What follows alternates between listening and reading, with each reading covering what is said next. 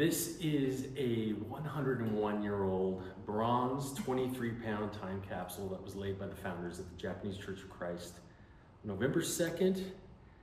Inside it contained all of the different documents that we found, and we'll look at here in a little bit. The excavation process started because we had a member of our church, Lorraine Crouse, who suspected there might be something in our walls. A time capsule was something that was typically done in buildings in that time period. Lo and behold, we had some people look into it and they found something in our cornerstone.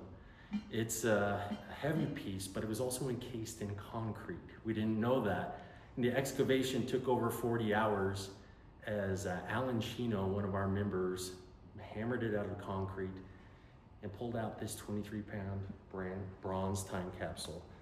It was probed a little bit.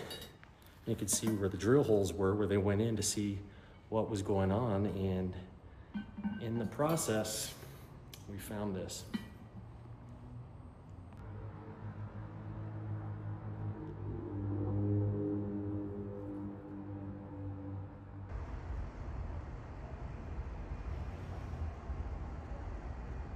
They made, and Lane showed you, but this is the actual. At the time, not only in the Japanese language, but then we move in to the English language. So this is the flag of the United States. This was manufactured. It was placed in a time capsule.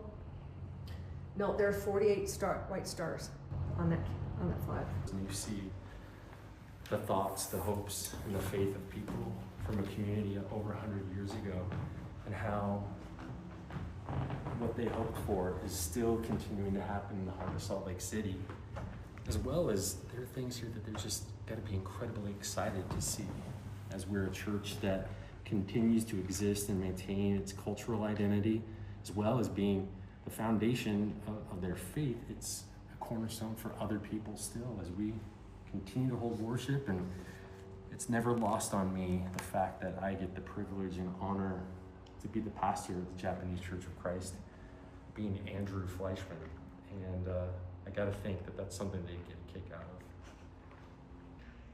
Finding that time capsule is thrilling because it meant people from 101 years ago, when the Japanese Church of Christ Chapel was built, they were thinking ahead, and they were thinking about what about the time period in 1924 would be significant for us to know 101 years later. And so they put in, of course, a Bible that came from, a New Testament that came from Japan, that was written in Japanese, a Holy Bible that was written in English, a Japanese flag that was handmade, an American flag, newspapers at the time, as well as the founding documents for the church. And it's stunning. And the New Testament in Japanese